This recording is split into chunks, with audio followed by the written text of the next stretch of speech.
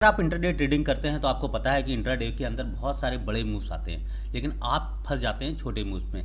आप 10 point 20 point लेके stock market से बाहर हो जाते हैं, और अगर आपका स्टॉप लॉस हिट हो जाए तो आपको उन बड़े मूव्स में एंट्री करने की हिम्मत भी नहीं होती है। इस वीडियो के अंदर हम लोग बात करने वाले हैं कि इंट्राडे के अंदर हम लोग बड़े मूव्स को कैसे आइडेंटिफाई करें और उनको ट्रेड करके हम प्रॉफिट कैसे जनरेट करें। तो यहाँ पे हम लोग बात करते हैं कि इंट्राडे के अंदर जो मूव्स हैं वो कैसे आइडेंटिफाई किए जाते हैं। तो हम लोग यहाँ चलते हैं निफ्टी के चार्ट पे। इस चार्ट को थोड़ा सा जूम करते हैं। ये मैंने एक नेकेड चार्ट खोल लिया है, 15 मिनट का चार्ट है, और मैं यहाँ पे थोड़ा सा अपना इपिक यूज़ करूँगा ताकि आपको अच्छी तरह से समझ में आए कि इंट्राडे के अंदर हमें बड़े मूव्स कैसे पहचानने हैं और कैसे पहचानने होते हैं। तो ये बहुत इंपॉर्टेंट वीडियो होने वाला है, वीडियो को लास्ट तक जरूर देखिएगा, क्योंकि इंट्राडे ट्रेडिंग में मैंने देखा है बहुत सारे ट्रेडर्स, इवन ये मिस्टेक मुझसे भी होती थी कि हम बड़े मूव्स को मिस कर देते थे, छोटे मूव्स में फंसे रहते थे कि कोई छोटा मूव मिल रहा है 5 पॉइंट 10 पॉइंट का, तो स्कैल्पिंग में उसको करके निकले, और बड़े मूव्स में हमें डर लगता था मूव से जल्दी एंट्री कर जाए या फिर फोमो की वजह से जल्दी एग्जिट कर जाए, नहीं प्रॉफिट हो गया। तो ये सारी चीज़ें होती रहती थी। देखिए इंट्राडे के अंदर पहले आप बड़े मूव्स देख लीजिए। ये इंट्राडे के अंदर एकदम बड़ा मूव था, है ना। इसको थोड़ा सा चेंज कर लेते हैं। ये इंट्राडे के अंदर एक बड़ा मूव आया है। यहाँ पे देखिए इंट्राडे के अंदर ये बड़ा मूव आया है ना। ये बड़ा मूव है इंट्राडे के अंदर, ये बड़ा मूव है इंट्राडे के अंदर। ये सारे इंट्राडे के अंदर के मूव हैं, लेकिन चार्ट आप गौर से समझिएगा। ये 15 मिनट का चार्ट है और 15 मिनट की एक कैंडल बनी, और फिर उसके बाद हमें ये देखिए सब इंट्राडे के अंदर ये हमें बड़े मूवमेंट दिख रहे हैं। चॉपी मार्केट यहाँ पे हमें बहुत कम दिख रहा है कि जहाँ पे आपको मार्केट चॉपी दिख रहा हो। यहाँ पे थोड़ा सा हम लोग पीछे चलते हैं।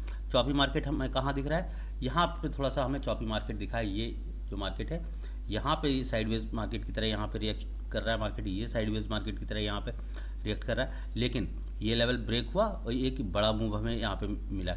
यहाँ पे मार्केट नीचे ओपन हुई और कॉन्टीन्यूसली अप साइड में ये मार्केट चली गई।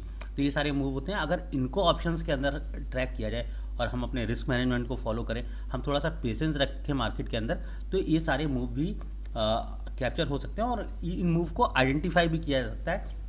किस तरह से आइडेंटिफाई किया जा सकता है हम लोग इस वीडियो में हम लोग पूरी तरह से इसको आज कंफर्म करेंगे और जानने की कोशिश करेंगे। पहले हम आज का मार्केट देख लेते हैं। आज का मार्केट हमें कहाँ दिख रहा है। आज का मार्केट है, आज की डेट है, और आज एक मार्केट में हमें बड़ा मूव भी मिला था। ये देखिए ये आज की मार्केट है। अब मार्केट आपको पता है यहाँ पे एक रेंज में मार्केट है ना। एक रेंज में मार्केट चली, ये चॉपी मार्केट इसको कह सकते हैं कि मार्केट में ये एक रेंज बना हुआ है, और इस रेंज में मतलब कि ये एक रेजिस्टेंस की तरह काम कर रहा है, और यहाँ पे एक हमें सपोर्ट की तरह मार्केट दिख रही है।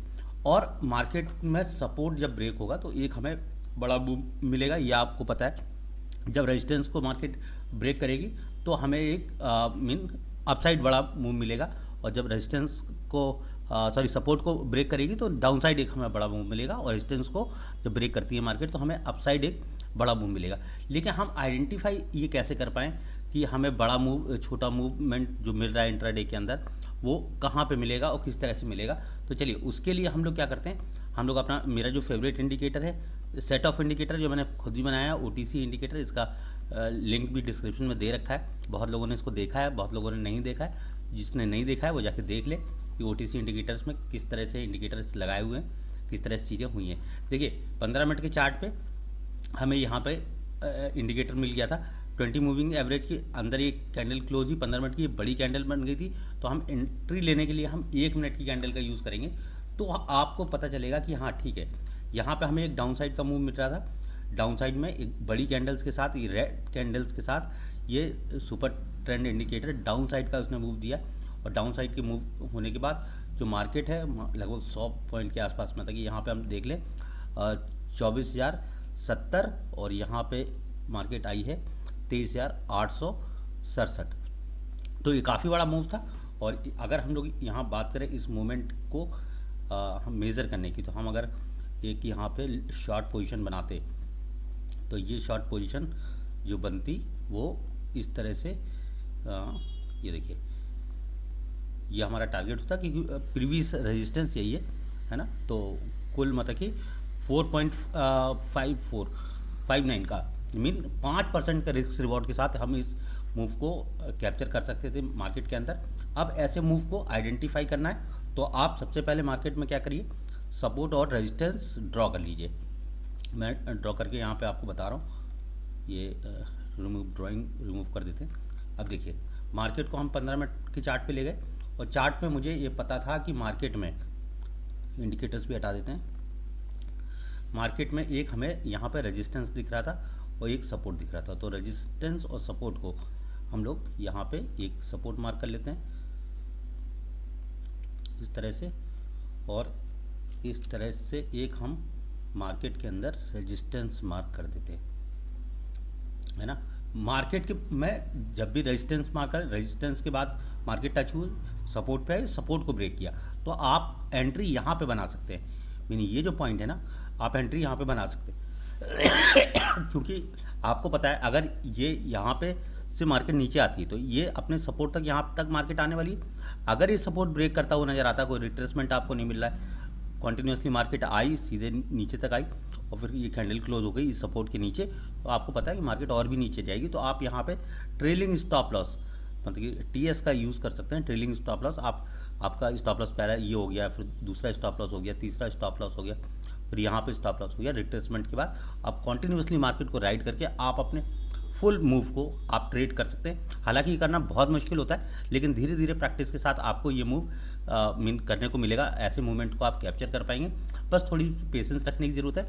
ये जो चॉपी मार्केट है, अब जैसे मैं चॉपी मार्केट की बात करूँ कि ये यहाँ पे मैं क्यों एंट्री अवॉइड करता हूँ। देखिए अगर मैं अपने सेटअप पे जाऊँ तो मेरा सेटअप क्या कहता है, ये 15 मिनट का चार्ट है। 15 मिनट पे यहाँ पे सुपर ट्रेंड मुझे दिख रहा था और 15 मिनट के चार्ट के अंदर ये सुपर ट्रेंड जो हमको दिख रहा है 15 मिनट के चार्ट पे मार्केट बुलिश है और मार्केट बुलिश है, तो मैं 1 मिनट के चार्ट के अंदर हम जो देखेंगे एक पॉजिटिव मूव देखेंगे। तो 1 मिनट के चार्ट पे अगर हम लोग कन्वर्ट करें इसको, तो हमको कौन सा ट्रेड मिला 1 मिनट के चार्ट के अंदर। ये देखिए यहाँ पे आज की मार्केट, चलिए 2 बजे, 1 बजे और यहाँ पे 10 बजे, है ना।